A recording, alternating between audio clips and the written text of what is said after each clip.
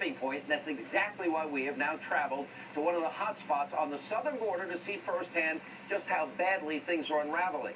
Now, earlier today, Texas Governor Rick Perry gave me an exclusive tour of the border from the air and the water. But before we took off, I joined the governor for a private briefing from the Texas Department of Public Safety. Here's an exclusive look.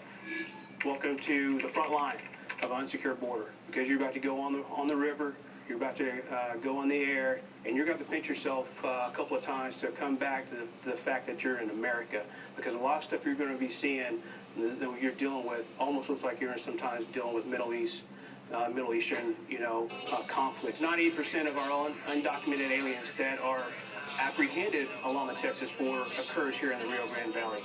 84% of other than Mexicans that are apprehended in Texas occurs here in the Rio Grande Valley area. Last year, 2013, we reached a historic peak of special interest aliens. What did I tell you?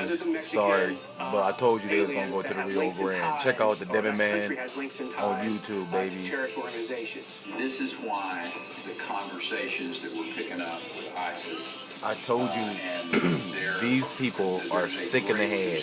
They want a rendition of Alex Jones getting down to that border. They want it that serious, where Alex is going to go to that border. That's how they're going to set you up, Alex. I hope you watch this, Alex Jones. They're going to try to set you up. Don't go to that border, man.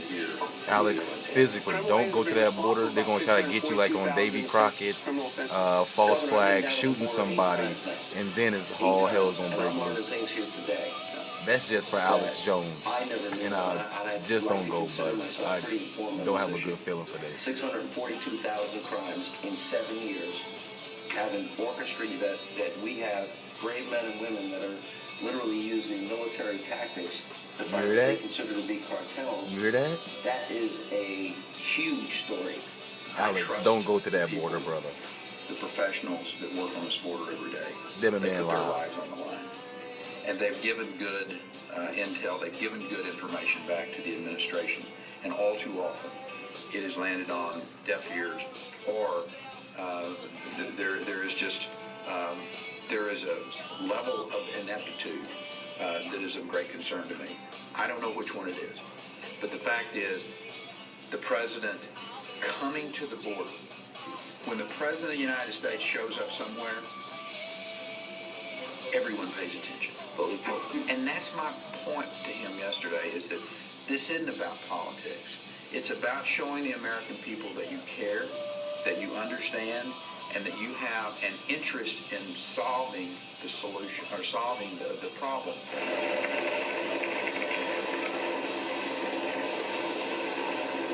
That's one of the city dumps.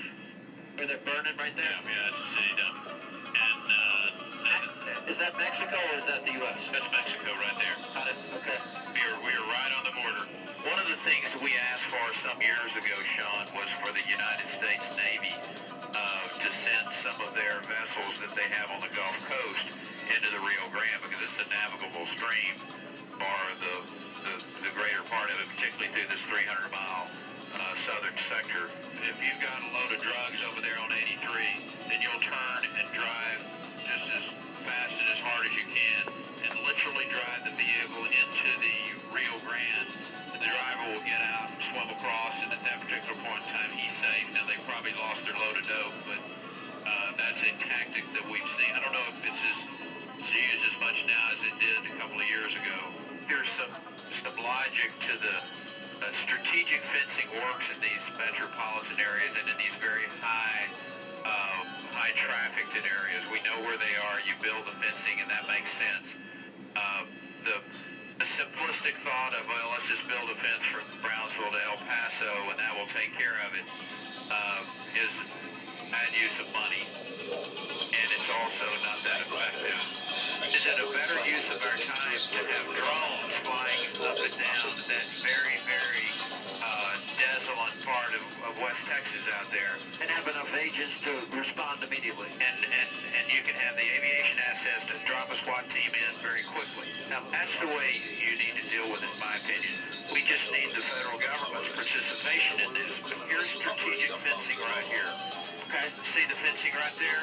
That's where it starts. Right here you can see the open area where you can, an opening in This is strategic fencing. This makes sense. A wall from Brownsville to El Paso doesn't make sense. Border Patrol drags that road, and then they can see if anybody has walked across it. Yep. And there's a big concrete barrier. There is a fence, and then there's that road. Where are we headed here?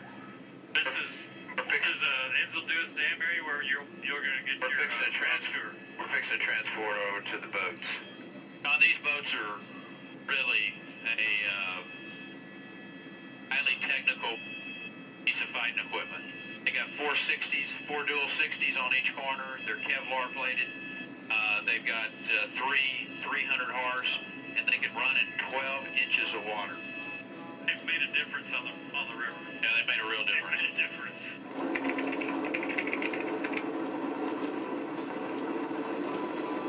There are people that think we don't have National Guard down here. We've got a substantial National Guard presence that I've directed down here back over the course of the years.